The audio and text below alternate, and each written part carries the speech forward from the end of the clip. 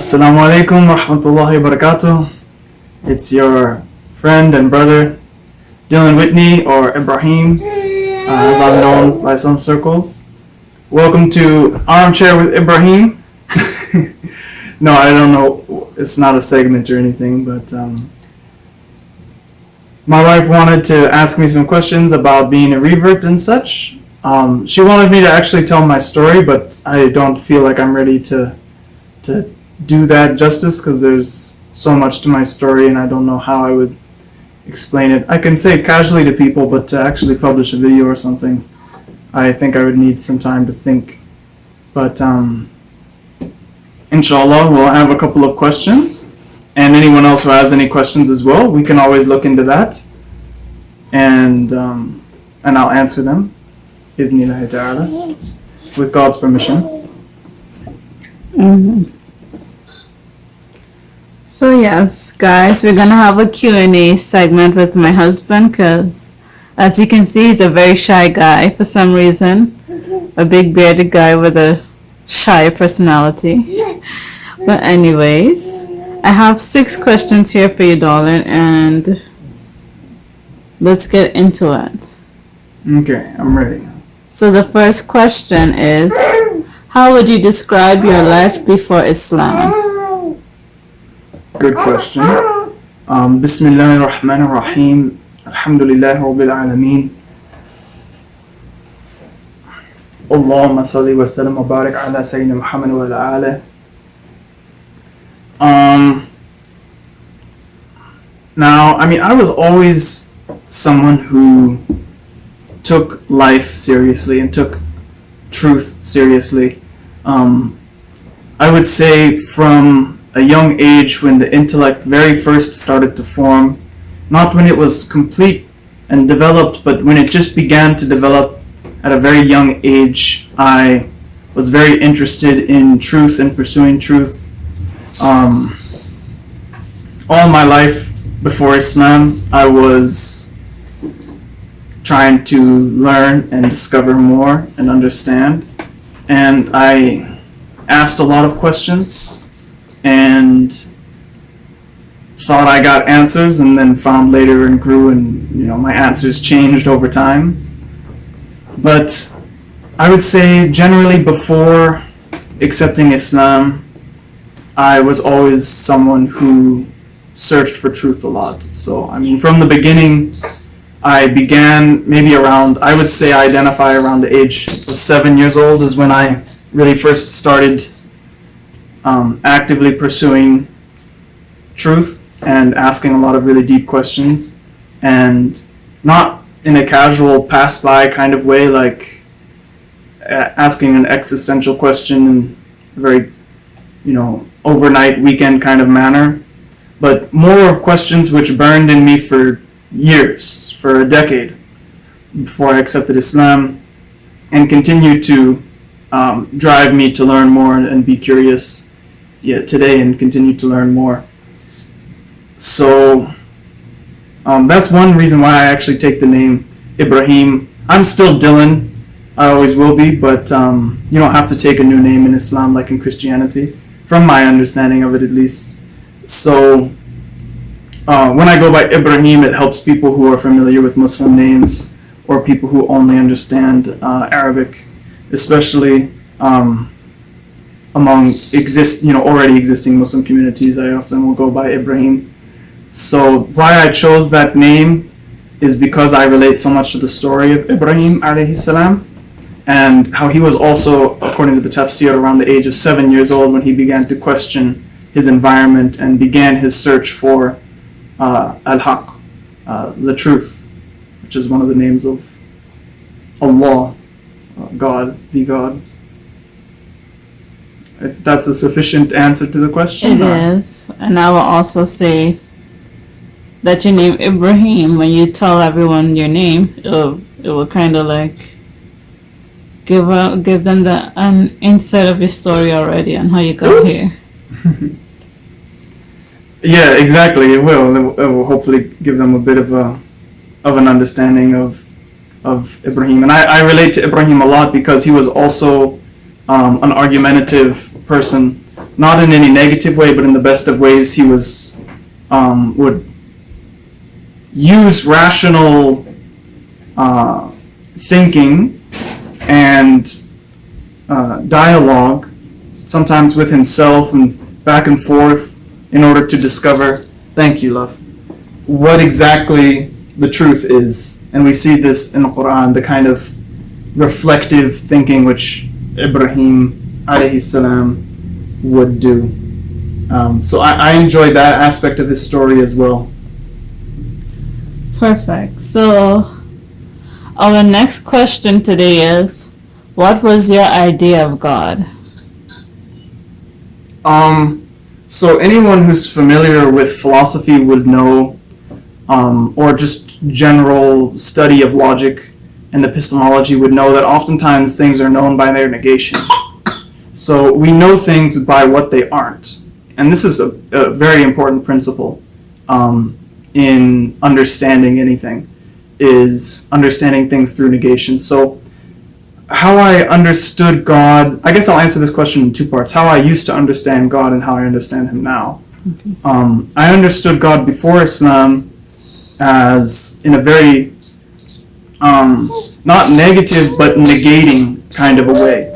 I'm surrounded with, in an environment where God is presented as sometimes a man with a beard sitting in clouds. This is something which any rational, intelligent person would be able to dismiss.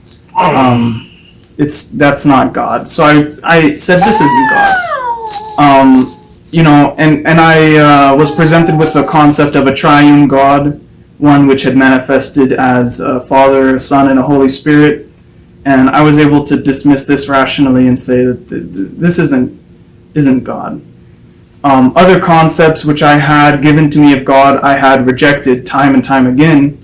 So as I got older, and my intellect continued to develop, I eventually left Christianity and accepted various other kind of spiritual teachings which I'd take on and try and study. That'll all come, I guess, in a longer explanation. But my understanding of God was always negating what I found him not to be. So, naturally, someone will become an atheist with that kind of a thinking. And it reminds me of what one of my teachers taught me, where a wise man would go and he would make dawah. He would invite people to the truth of Islam. And the way he would sit down with them is they would be atheists or some different kind of it, and they'd say, there is no God. And he would sit down and agree and say, there is no God. I absolutely agree. That's right. There is no God. And they would go on in their conversation, God isn't this, God isn't that. And eventually, you might be thinking, why is this Muslim saying there is no God? Well, he would come to the second part of it. He would say, La ilaha. And he'd say, you have half of it, but you need the other half now. Illallah. So we know what God isn't. We have understood what God isn't, but now we have to ask, well, what is the correct definition of God? Is God non-existence? This is the true position of an atheist, is to say that God is non-existence. Rather, saying God isn't a man in the clouds, God isn't a triune incarnation of God, he's not in the creation, he doesn't permeate the creation, he's not relatable to the creation. A lot of people will actually have this attitude without knowing what word to put on it.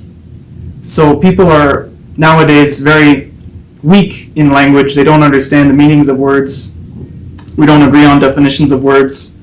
So that's where I was before. So I'd always and I would have identified as an atheist at one point, but I think with my understanding now, I'd always negated things that were not truly of God, and I always still believed in truth, but I just called it truth, and I think most people who call themselves atheists would agree with the truth, unless they are sophists and relativists, where truth is relative, and my truth, your truth, whose truth are we talking about? But I think most intelligent people would agree there is a truth, solid truth, that exists, and that's one of the names of God, Al-Haq, truth.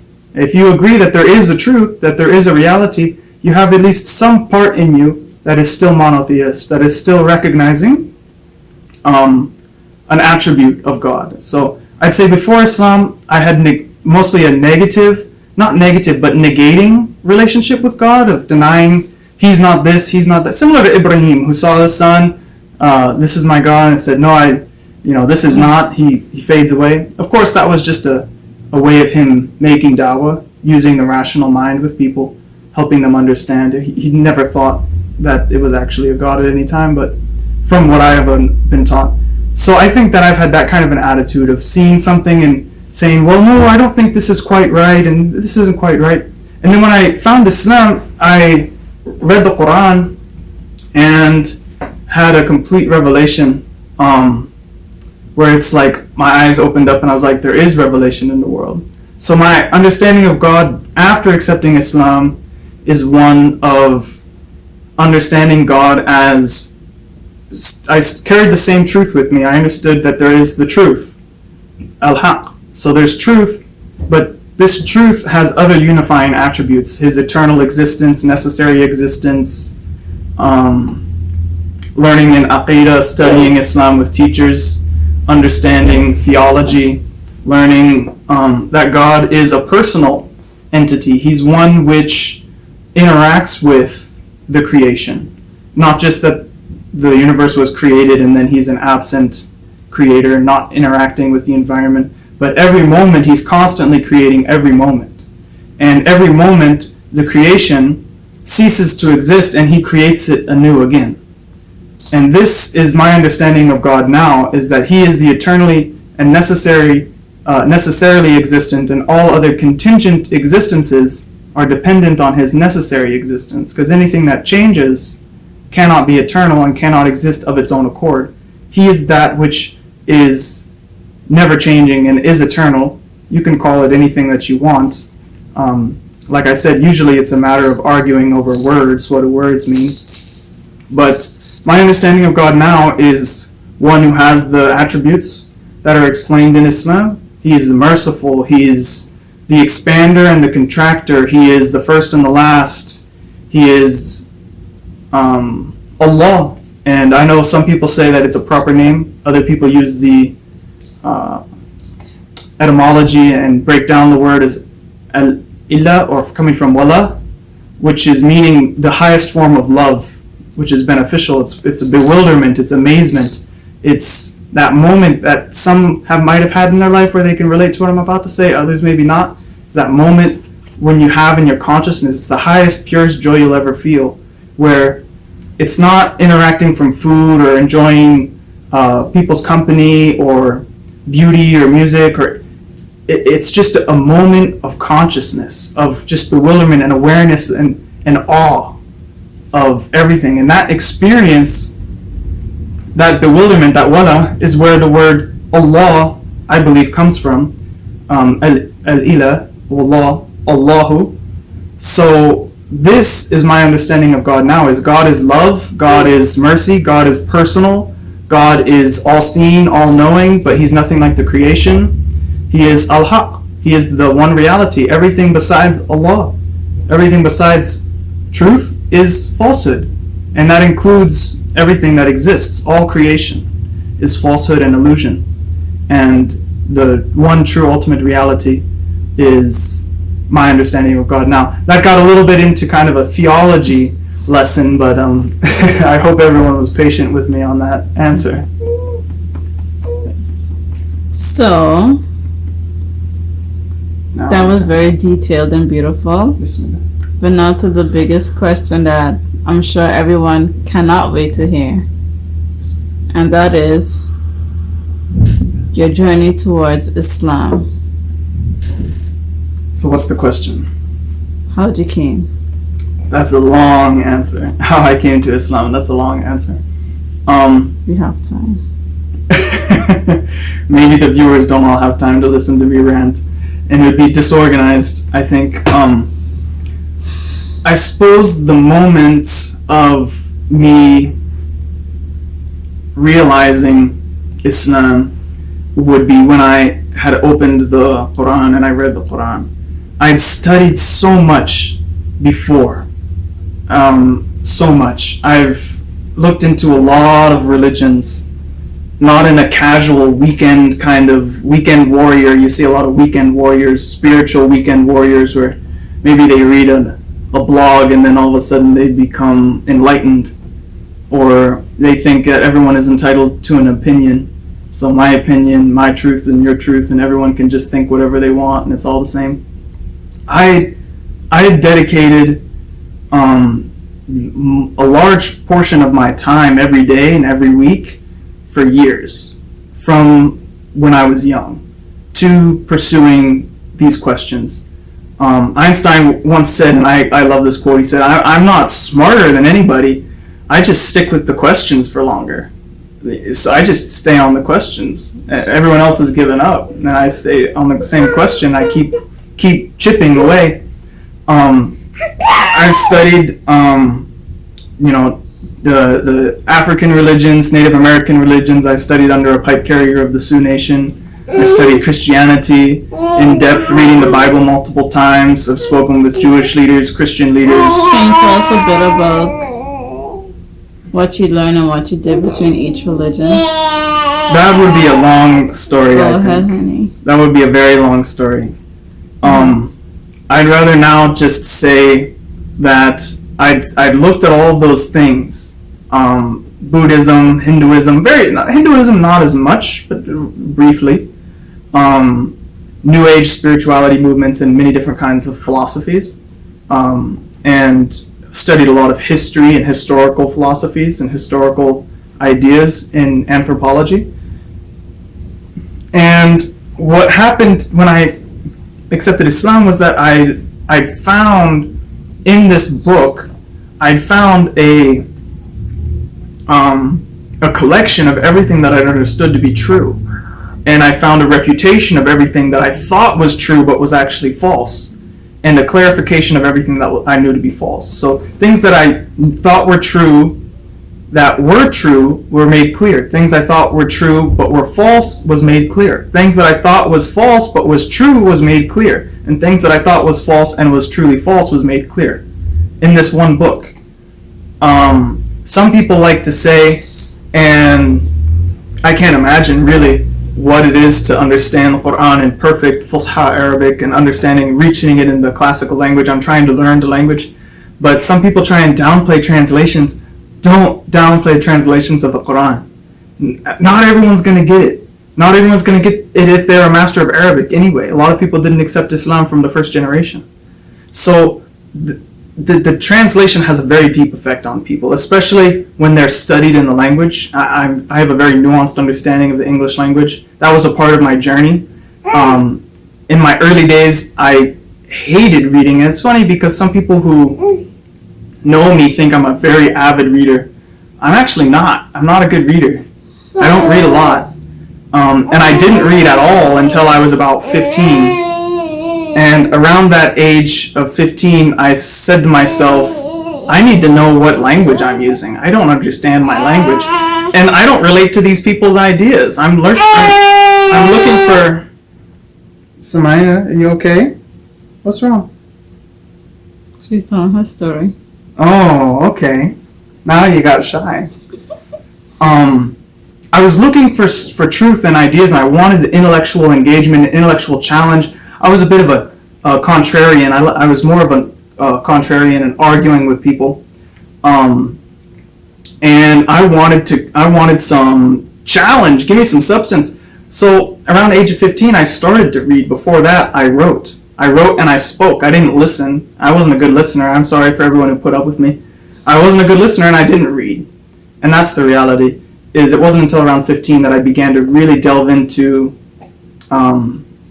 English literature and classics, and I read a lot of classics. I read all the Shakespeare's. I read translations of the classics from Greek and Russian and different kinds of Italian, Spanish, French. I read all the different classic literature that I could find, which is a pedagogical strategy. People who go to the best works of literature and basically just study those and treat that as their forms of education. So it was largely autodidactical.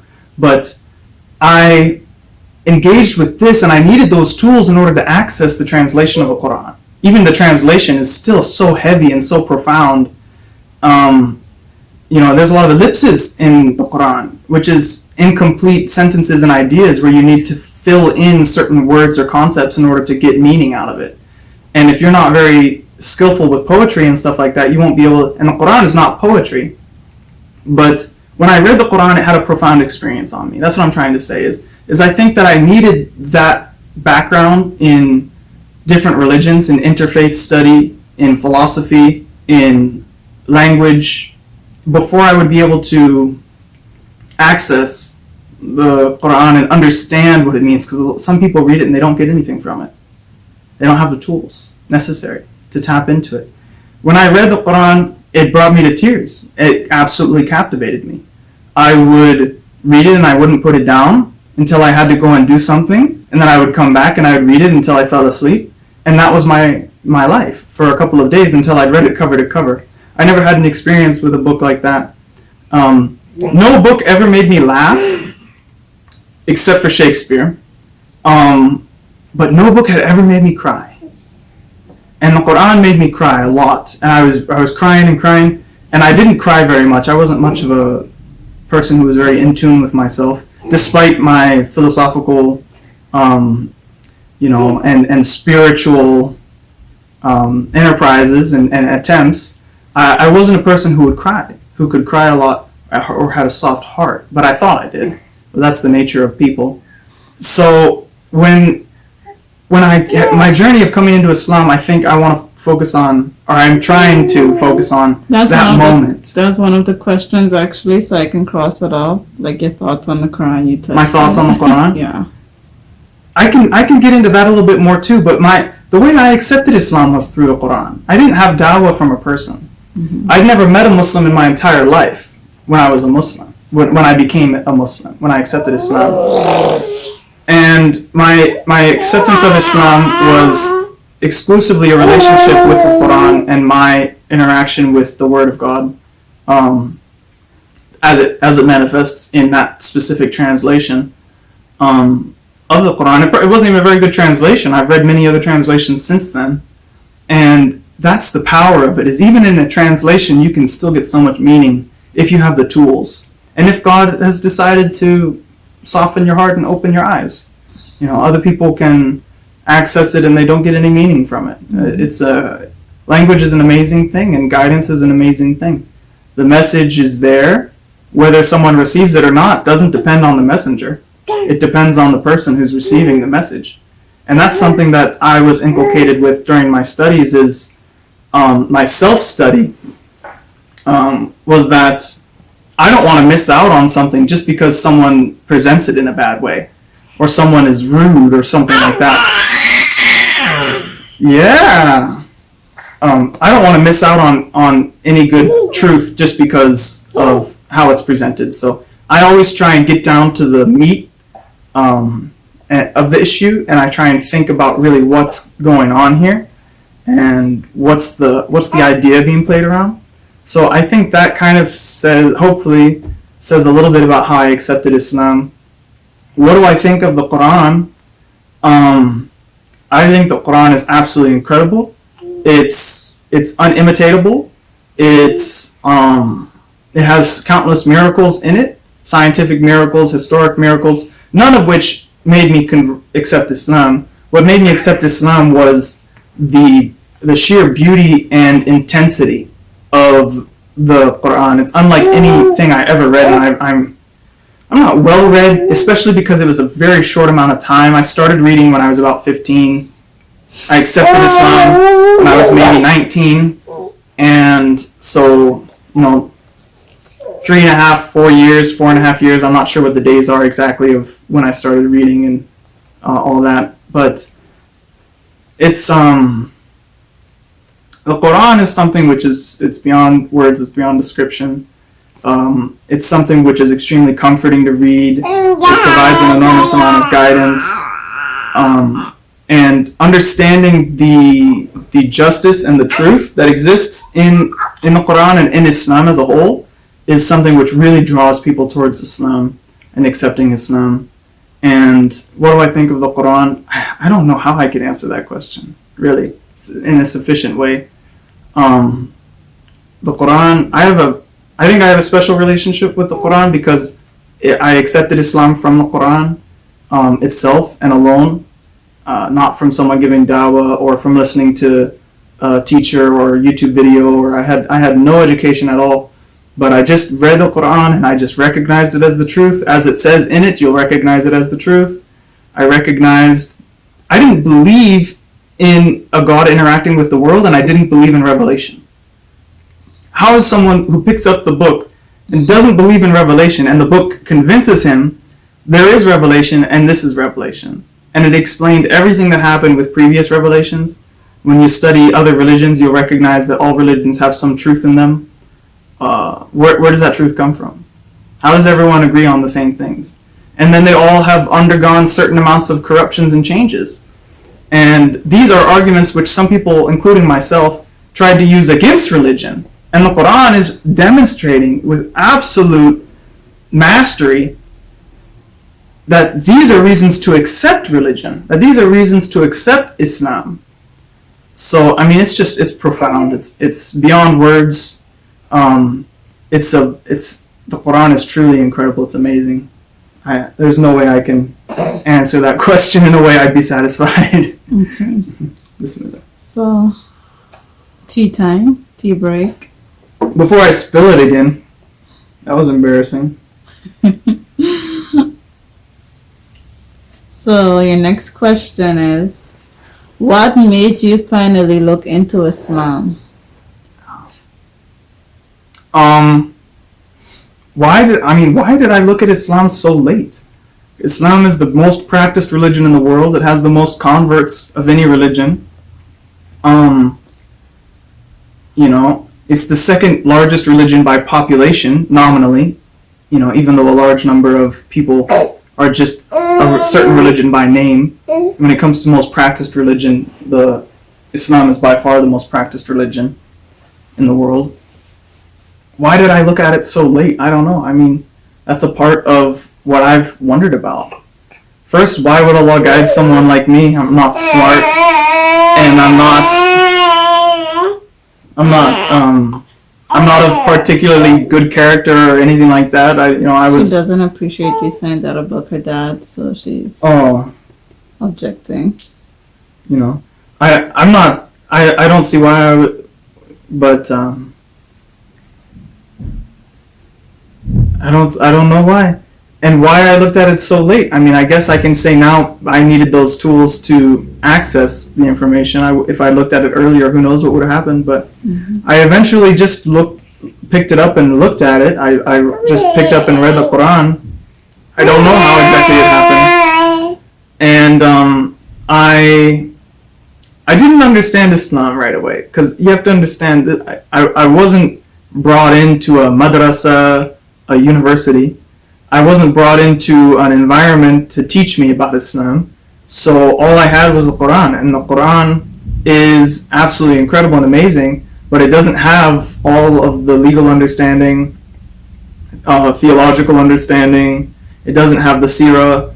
I didn't even have much of a relationship with Muhammad bin Abdullah, Rasulullah sallallahu alaihi wasallam. You have to understand, this is just some kid who just read the Quran and was so taken by it that he said, my shahada wasn't a shahada. I just said, I believe in this book and the God of this book. That was it. And I didn't have a shahada. I don't know when exactly I became a Muslim. I know when I had this experience with this book, and I just kept rereading it and looking at it and taking notes on it and just being astounded by it. And I eventually looked and started to learn more about the seerah, which means biography, the life of the Messenger of God, sallallahu alaihi wasallam. God bless him and give him peace. And I slowly learned from there, and I learned more and more about Islam. And I moved to Germany. I learned the German language. I continued to engage with German philosophy and German books in that manner. And I didn't begin an extremely deep study of the Islamic intellectual tradition until a little bit later. I had wonderful mentors who really cultivated and nurtured a spiritual development in myself. And my parents immediately noticed a difference because, well, for one, I used to be very ascetic. I used to be extremely, from my philosophical Stoic Buddhist training and understanding. I mean, I slept on the ground since I was of a young age. I think maybe like 10 is when I really started into Buddhism, and I'm not sure exactly when I started. I absolutely refused to sleep in my bed. My parents wanted me to sleep in a bed, and I would sleep on the ground next to it. I wouldn't sleep in my bed. I would sleep on the ground. I would wear very little clothes. Not like I was naked, but I wouldn't change my clothes all the time. I would, wear simple clothes, and I lived a very simple life. And I would wear a pair of pants for 2-3 months of the same pair of pants. And I was living essentially like you would think a, man in the mountains who's trying to connect with God and has absolutely no idea what he's doing would live. I ate little, I slept on the ground, I didn't have any attachment to this world at all. None. And no interest in it.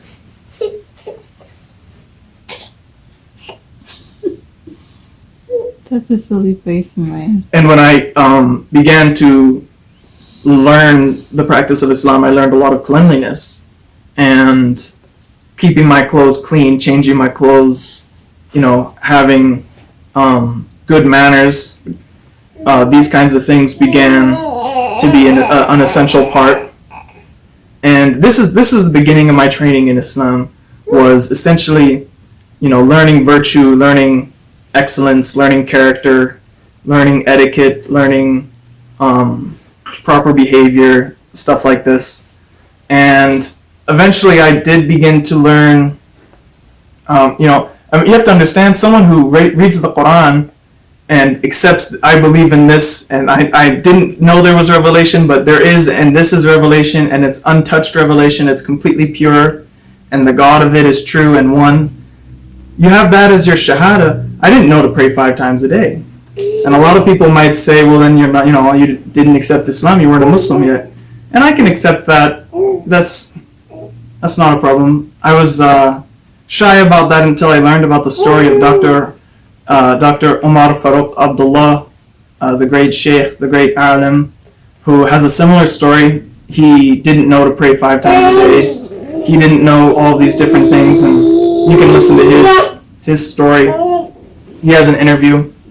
And when I heard that, it comforted me a little bit. I was like, if a man of this much knowledge and caliber could have a beginning where he also was confused on these aspects, it's natural. If I didn't have a guidance like that to understand a lot of aspects of Islam. So my knowledge of what is true has grown and developed over time. But if you're walking on a mountain path and you continue on the same path, you see different vistas as you continue. You have different views, and you go up higher and higher, you can see more. It's not that you're changing your path. It's that you reach further and further up the path, you can see more and more. You turn a corner and you see a whole valley that you didn't see before. And I think this is a better analogy to the direction that I was going, as opposed to thinking that I wasn't a Muslim and I was a Muslim and all these kinds of things. But I did eventually learn about the fiqh or the legal understanding, the rituals, which are extremely important to disciplining the body and the mind and the soul and the heart. And I learned more about attaching myself and approaching God, how to approach God, what is the etiquette of approaching God, what's the etiquette of building a relationship with God, what are the methods of approaching God, the etiquettes of building a relationship with God, the methods, how do you do it, the approaches, and I learned more aqidah, I learned more theology, I learned more fiqh, and my knowledge and learning is just steadily growing, and I agree with the statement that came from Sheikh Hamza Yusuf, where he says that the correct position is to say Islam is true and I know Islam is true, but my understanding of Islam might be flawed, here or there. There are certain things that we have certainty about. As we learn and as we grow more, we can establish that certainty.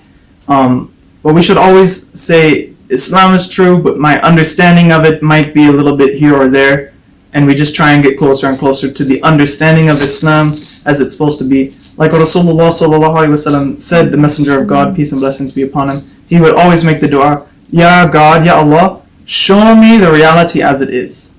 Show me an understanding so I understand things as they are. And I think that's a dua that we all need to have. We also have in Surah Al-Fatiha, the opening chapter which we recite all the time, guide me to the straight path. It's not really guide me to the straight path, it's just guide me straight path. To it, with it, on it, around it, from it, everything around being guided and that straight path. It's an open, it's like I said, it's an ellipsis. It's one of those sentences where we can fill in words and understand it and interpret it. اهدنا الصراط المستقيم. It's a beautiful word. It doesn't have a preposition in that phrase there. So I think that it's important to always learn more about Islam, and obviously learning from Muslims and stuff. I went through a lot of different phases. I went through a phase where I had to understand and accept the hadith as being authoritative, accept and understand the ulama and the madhahib as being authoritative, develop an understanding of more and more humbling yourself. And it is humbling yourself because first you have to humble yourself and say, okay, there is God. I have to submit to him. And for a lot of people, especially in this kind of corrupted culture that we have now, I don't need to submit to anyone. I can do whatever I want. This is an attitude which a lot of people have. Or how do you know I'm not being guided? How do you know I'm not being perfect or being good or doing good stuff? How do you know I'm not pleasing to God and all this? You can't tell me what to do, kind of a thing. So the first step is to actually humble yourself enough to say, I submit to God. And it's another step to humble yourself and submit to a human being. Even if he's, the perfect human being, Muhammad bin Abdullah, Rasulullah, sallallahu alaihi wasallam, even if, but you have to humble yourself and submit and say, I'm submitting to him. And then you have to take another step and submit to the scholars who inherit the tradition. And it's a stage of continuously humbling yourself and humbling yourself and humbling yourself. And I think that that's the beginning of knowledge and the beginning of the spiritual journey. Yes? You want mommy? Here you go. What a sweet girl. You're so patient. Okay. She's just looking at me. So my next question is, how did you feel after your testimony of faith and your biggest fear? Am I ranting too much with my answers? No, that's perfect, honey. Okay, smooth.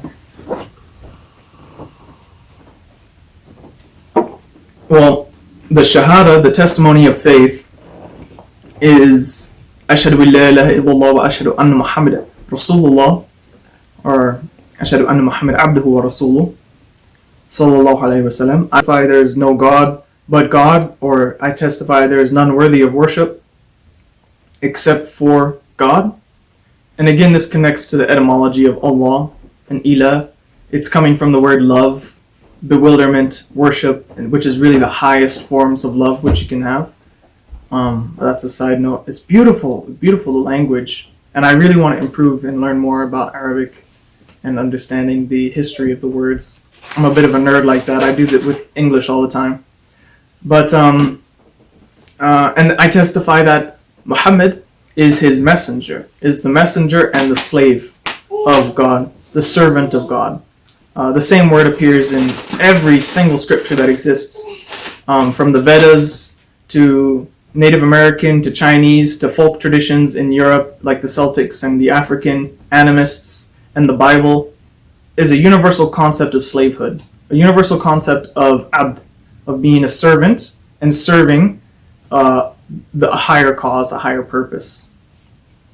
Not just a higher purpose and a higher cause but the high, the al-a'la, the high one, the most high, the one that is high, the one that is majestic and raised up and not even up, because this is just our language, how we try and understand, but God is transcendent beyond anything. He's not in a direction.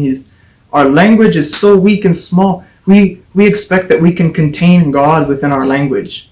Saying He's up, He's in the heavens, all of that is completely insufficient. Which is why we always say Allahu Akbar. God is greater. You think of the most perfect thing you can, God is greater than that. Think of God, God is greater than that. Constantly.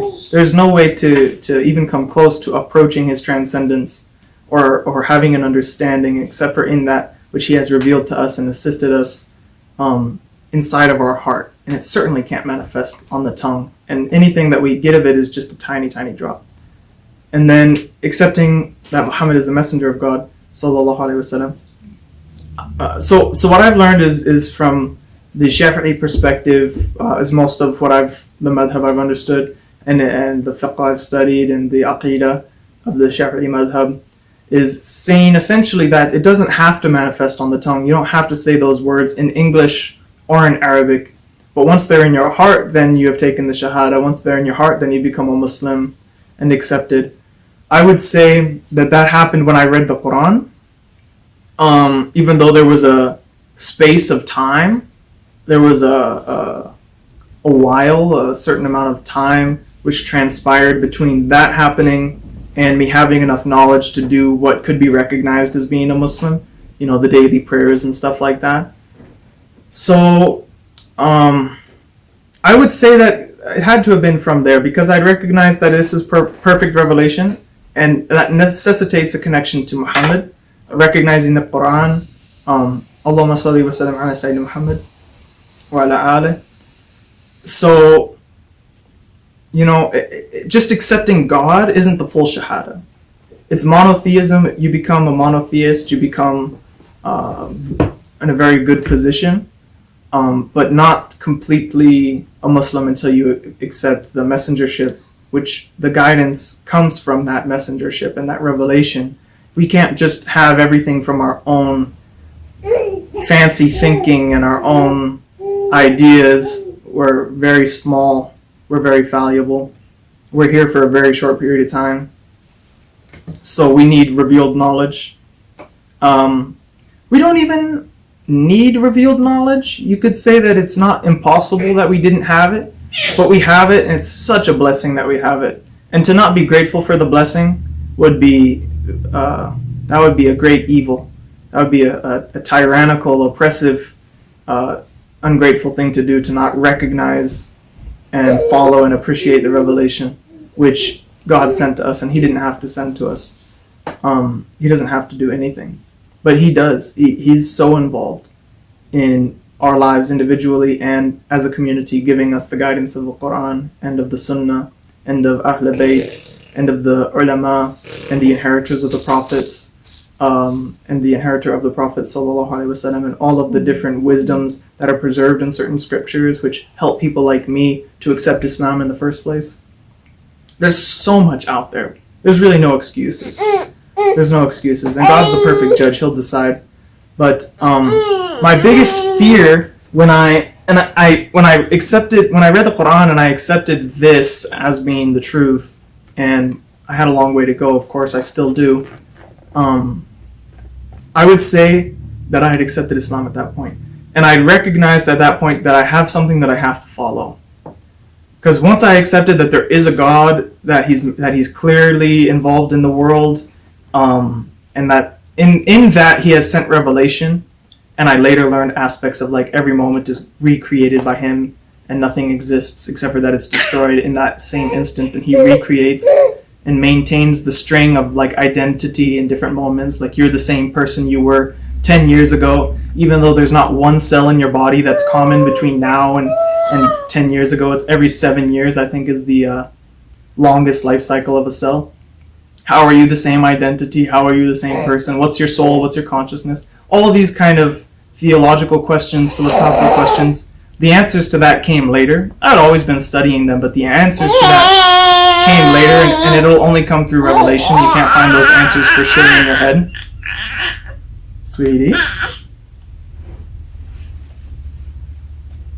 My biggest fear, because as I said, I had that moment where I'd recognized it, and I knew I had to follow it. I just didn't know what that meant. I still don't know everything that I'm supposed to do, but I knew that I had to follow this. I knew that it was real. Excuse me. And that was very terrifying. I'm not a person to not follow truth just because it's hard or because I don't want to. And I think that for a lot of people, that's the problem, is I don't want to inconvenience my life. I don't want to miss out on anything. I just want to try to maximize my own pleasures in this world, have the most profound spiritual and spiritual development has become a point of entertainment rather than a point of true submission to truth, of actual and sincere submission to truth. And I think that that's a big mistake. I think that true spirituality is sincerely following and humbling ourselves, having knowledge of God and knowledge of self. And there is no knowledge of self without knowledge of God. Because as Allah says in the Quran, He says that if you forget Him, He'll make you forget yourself. So we don't know ourselves until and unless we know God. And what scared me was exactly that now I need to actually...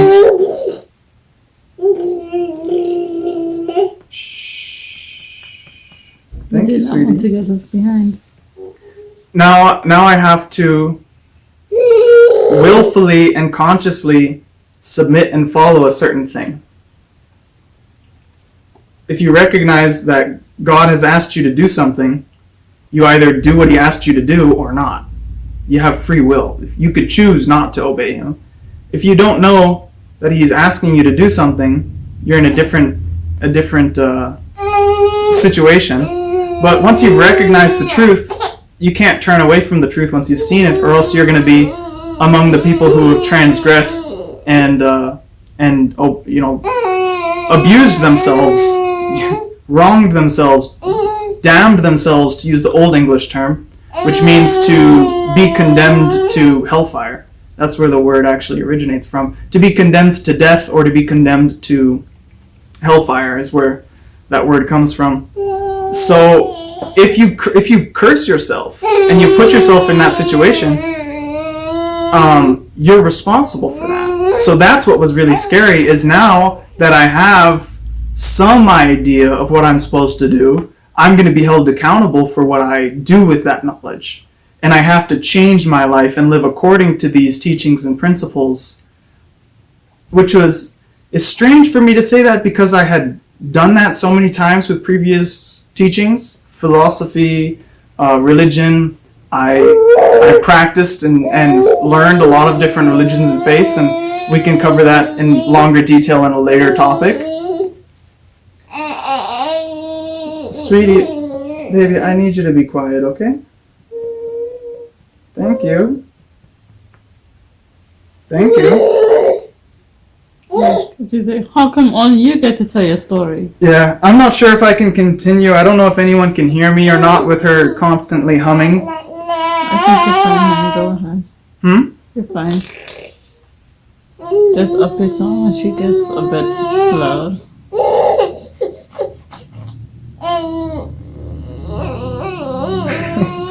What is that fussing?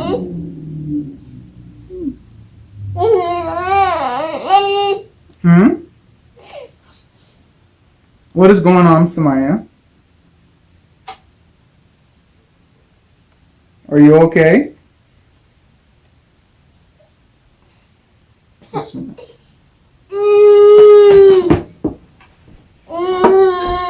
Are you okay?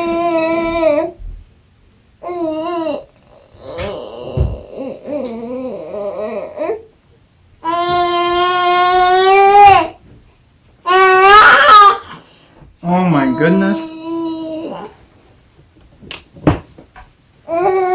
Want a little food? Little banana applesauce? Bismillah. Okay, we can continue. I am so foolish. How did I not think you must be a little hungry? Thank you, Aisha. Mm-hmm. Mm-hmm. How was that? Whoa, don't eat too fast. So this segment is called Eating with Sumaya. Mm-hmm. I don't know if anyone could hear anything that I said when she was talking the whole time. I think so, honey. But it was hard for me to kind of keep a train of thought.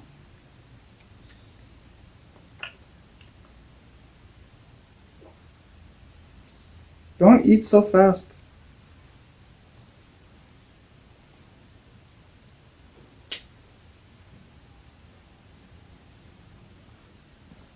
Basically, what I was trying to say is when you're completely ignorant, you still are aware that you need to be searching for truth. And if you choose not to do that, then you're putting yourself at risk. And once you've come across the truth, there's a scary moment of now I need to actually respond to the call. And that's a profound knowledge of self where you actually come to have an idea of who you are. Because everyone will think, I know who I am, or I'm discovering myself. And, you know, you hear a lot of kind of weekend warrior stuff, at least in my country, I'm in the United States. You hear a lot of weekend warrior stuff of like, you know, I'm spiritual and I'm connected with God and I know myself and I'm doing what's right and all of these kinds of things. And that's a position which I don't think anyone should take. I think once you have a religion and a tradition and you recognize the truth, you should say, this is the truth, submit and obey to this truth. But you shouldn't say, I'm perfectly on the truth, you know, or God is pleased with me. I wouldn't say that today. God is pleased with me. I wouldn't say that today, even today. I would say to someone, follow this, follow me, let's go down this path. You know, I would sometimes quote what Allah says in the Quran, where He's speaking the words of Ibrahim, relating to us the story of Ibrahim alayhi salam, of Abraham, where he would say,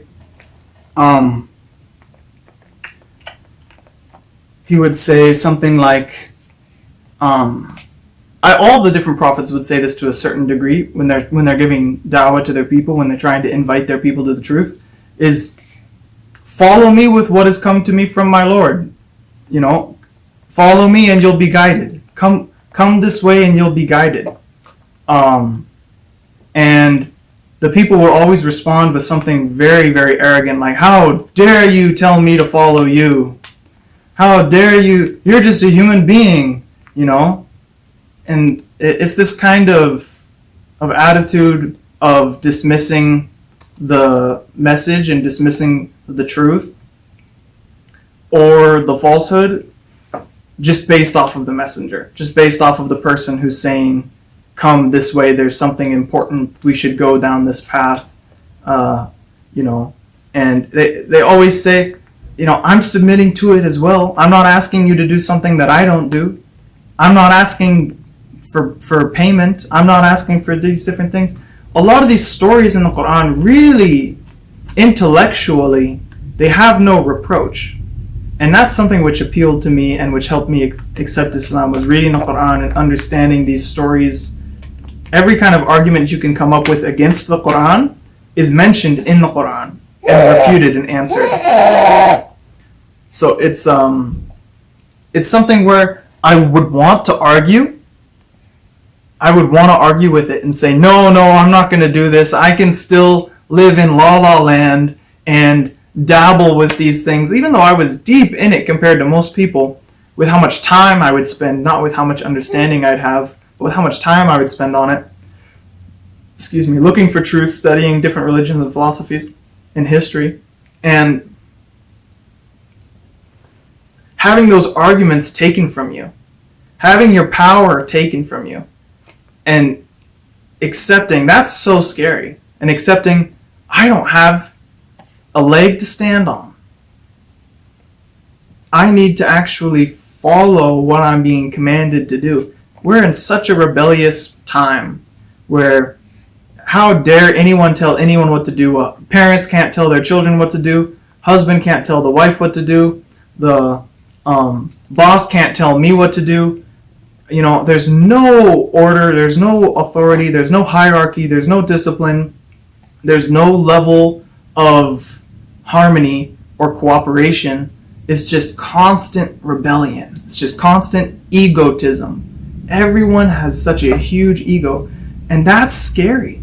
To say, not to say, but to realize that I need to actually follow this. I need to actually believe in something, and belief isn't a technical. It's a technical term when you're speaking about religion, in the same way that theory has a different general meaning and specific meaning. In science, a theory is something that's known essentially beyond doubt. It's proven. It's fact. But theory, in a general term, is just a whimsical kind of idea. Belief is the same way. Belief is a whimsical, I believe it might be true. But in theology or in religion, when you say belief, it's like saying theory in science. It's beyond doubt, absolutely unequivocal fact. It's just guaranteed, it's known. So the word belief, some people are very illiterate when it comes to science, and they think theory means an idea that's not proven, but theory means an idea that's proven. People who are illiterate in religion think the same thing. They think, well, that's your belief. That's like telling a scientist, that's your theory of gravity, but I have my own. That's right, Samaya. That's a ridiculous idea. A belief is something that's established and known to be true. And when you have something that comes to you that's like that, that you have to live your life by, that's extremely scary. You have to put your ego aside, and you have to admit that there is a degree of following and submission and listening that exists in this world, where we hear and we obey and we do what we're told to do. And not do what we're told to do by anything in this world, but by God directly. God is directly telling us what we have to do. And like I said earlier, there's degrees of humility as you increase in knowledge. Your lowest level of knowledge is where you just say, well, I'm submitting to what God tells me what to do. Well, you have to understand, what is that? Well, now you have a revelation. Well, okay, the Quran is revelation, so I'm submitting to what God tells me what to do in this revelation. And then you continue that further, where you accept that Muhammad is the messenger of God, and you have to follow him. Following him is following God. He's the means which God is reaching out to us. God is reaching out to us through revelation. The revelation came through Muhammad sallallahu alaihi wasallam, and it went through his students, who went through their students, and students all the way until today, where we can study Islam in such an incredibly deep and profound way, where we have a chain of teachers that go back. I can tell you my teacher's name all the way back to the Prophet sallallahu alaihi wasallam. And we have a chain of transmission and authority where we know what we're getting is coming from people who've all dedicated their life to this, all the way back to Rasulullah, the messenger of God, sallallahu alaihi wasallam. And it takes submission to submit to your teacher and say, okay, you know more than I do. Now we don't even want to do this with secular subjects that don't mean anything. Well, I might disagree with my teacher and know more than him on this point or that point. And it might be true with certain things, sure. But to learn anything, you need to be able to open up and listen. Mm-hmm. And that's something which takes a profound amount of humility. And not to do it, people will do it in order to make money. People will do it in order to make money. I'll listen to my teacher and get good grades so I can graduate and get a good job. And this is very lowly kind of thing to do, to pursue money and stuff like that, education for the sake of money.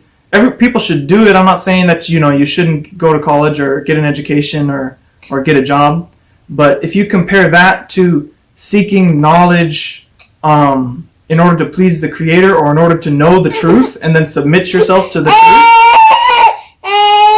simply for the sake of it being the truth,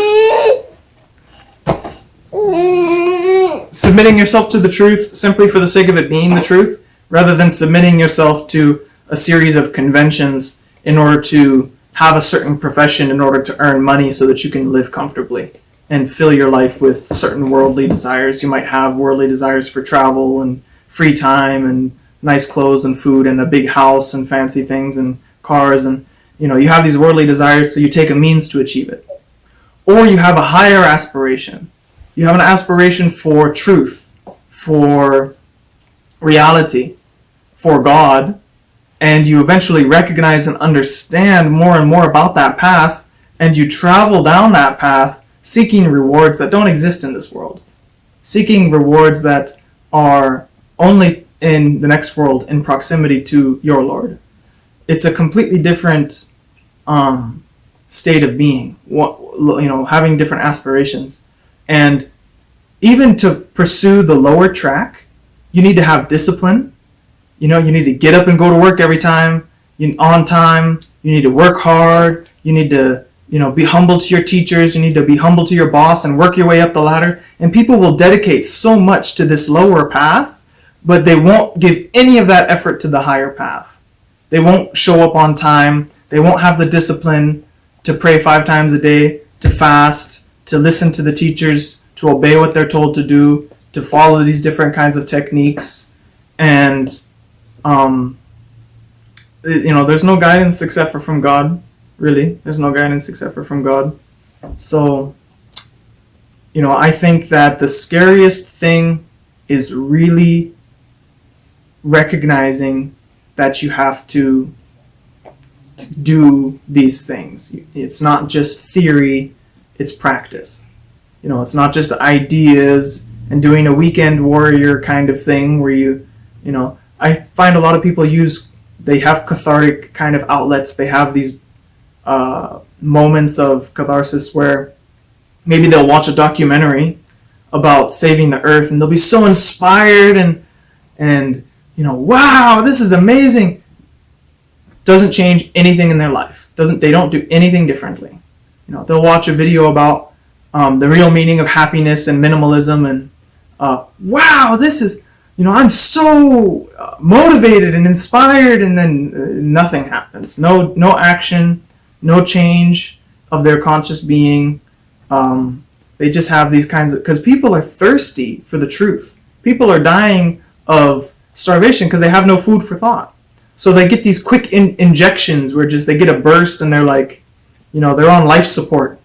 Most of us, we're asleep, and we get these little we're drowning and we come up just for a breath of air and then we're back underwater. Rather than actually changing ourselves according to what we learn. So that's the biggest fear I think that anyone would have, is as you learn more and you recognize truth, is you actually have to change and do things differently. You have to have some degree of discipline and some degree of humility and submission to doing what you're supposed to do, rather than just doing what you want to do. And the reality is that felicity and joy and happiness don't come from doing what you want to do. You have, like an addict, you have moments of highs that are followed by enormous and long troughs of lows, of having a lot of loneliness. And you need to go more and more extreme, just like an addict. Your tolerance gets stronger, and you have to go to more extremes to feel alive and to pursue what you think is life experiences and stuff like this. When in reality, everything is inside of you. There's nothing that you're going to find outside of yourself. There's no amount of experience which is going to give you any amount of joy. It's just a distraction. It's an utter distraction. And I think that this is my understanding so far of Islam, and understanding that this world is an illusion and a distraction, and it's a scary step to try and actually change and live a conscious life. But Allah says in the Quran, He says that human beings, we can be like lower than animals or higher than angels. The way He says it is that people who are misguided are like animals, they're like cattle, except they're even more astray. So those of us, we all have an ability to understand, and if we choose to continue to live on autopilot with no conscious spiritual discipline, then we end up being lower than animals who don't have a choice. But if we break that mold and we become awake and we become in control of ourselves again, and we change our life and our actions according to what we know, it's scary, but you recognize the truth. That's the first step. And then you live the truth.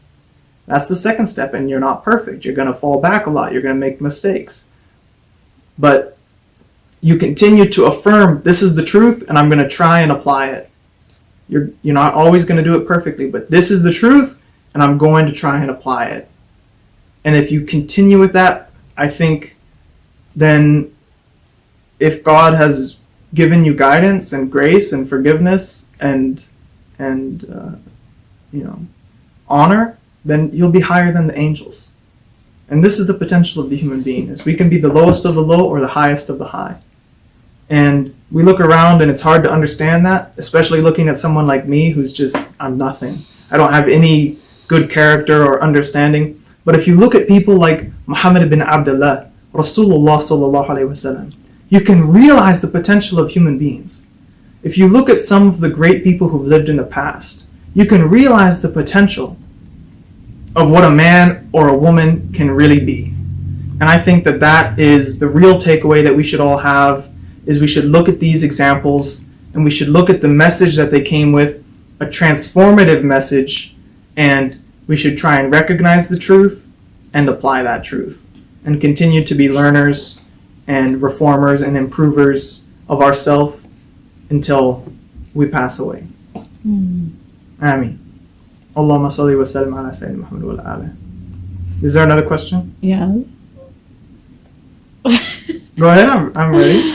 Okay, so this is a very lengthy video, but I hope everyone is enjoying it as much as I am. I said that if I had to make a video of me accepting Islam, it would be hours long. It's perfect, honey. I'm sorry to everybody who is sleeping right now. Yeah, if I've caused any undue hardship with my ramblings or anything like that. Just feel free to pause anytime and unpause. I probably should have said that before, but pause and unpause when you're ready. So this is the final question. We might be able to put in times too, where it says this question at this time and stuff. You can do that in the description, I think. Okay, we can do that. Thank you, and may Allah reward you for your patience with all of this. And I'm sure I repeated myself a bunch of times. I have a bad habit of repeating myself, but I just want to drive the message home. And reminders are good for the believers. Allah says in the Quran. So the final question. I wish I was the answer so we can have a beautiful story like the Prophet sallallahu alaihi wasallam and Khadija radiallahu anha. But last question. Who was the first person you confided in after becoming a Muslim? Confide? What do you mean confide? Like who do I tell I was a Muslim? Yes. The person closest to you that you felt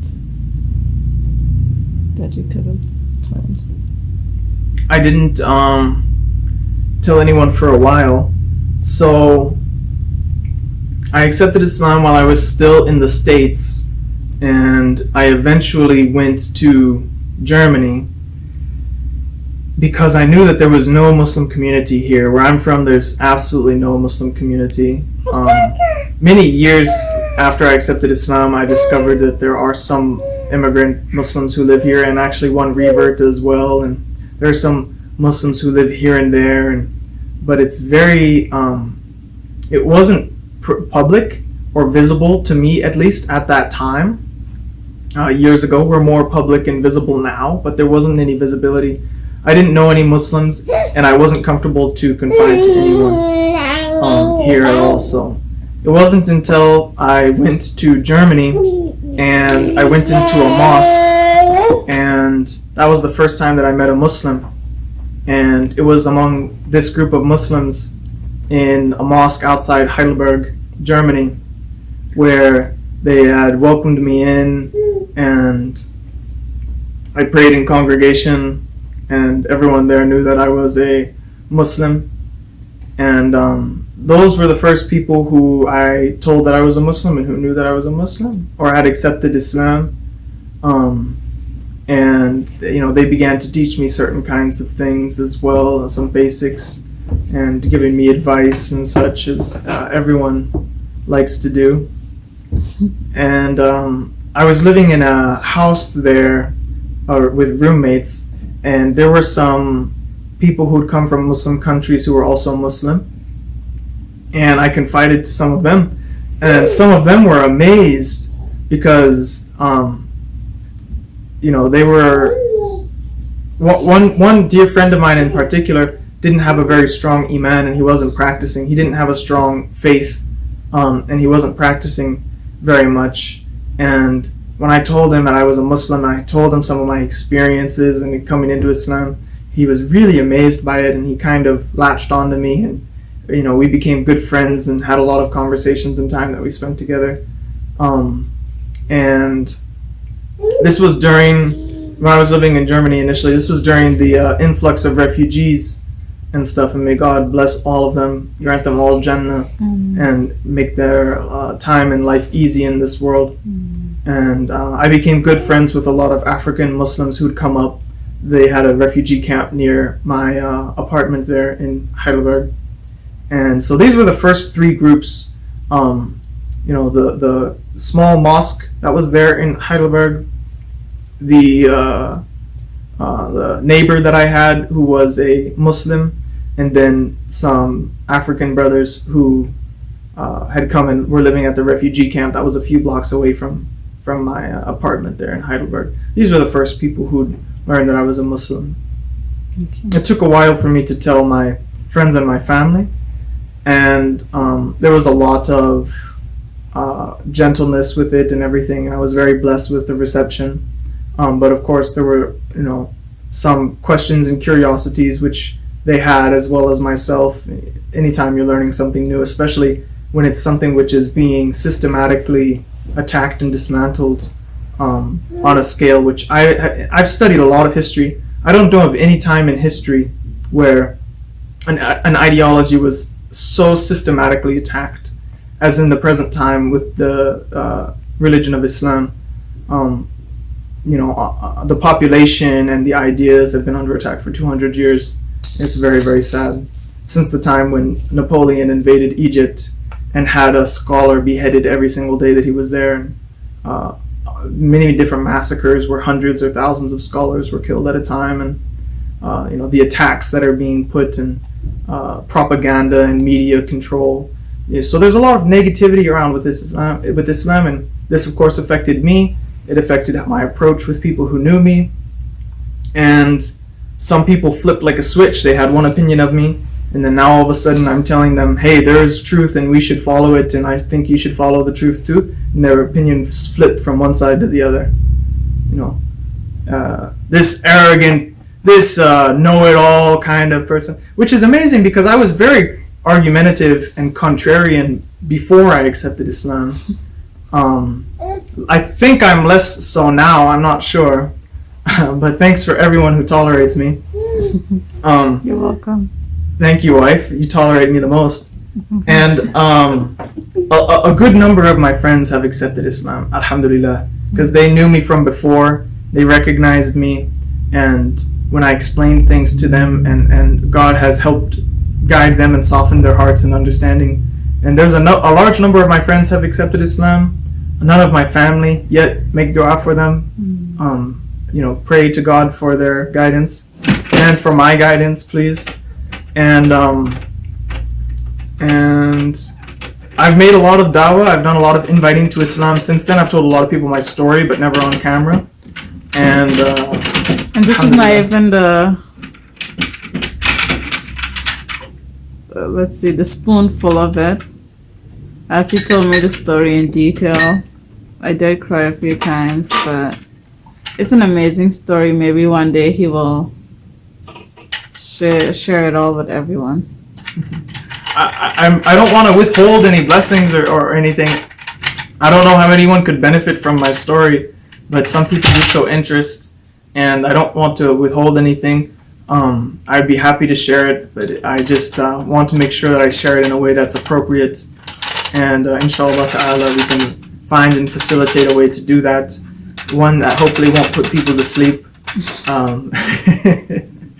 But alhamdulillah for everything today, and I hope everyone has at least taken some benefit from it. May Allah renew our iman and strengthen our iman and make the shahada easy for us and allow us to renew the shahada. Rasulullah sallallahu alaihi wasallam said to renew your shahada very often until it becomes like a tree whose roots are so firm that it cannot be uprooted. So, this is something that we re-engage with. We're not a people of isolation, but we're a people of engagement. And we engage people and we engage our own selves on a daily basis, hopefully, many times a day. May Allah make it easy for us, grant us the tawfiq. Ameen. Allahumma salli wa sallam ala sayyidina Muhammad wa ala alihi. Any more questions, my dear? That's it. Habibti. Assalamu alaikum wa rahmatullahi wa barakatuh.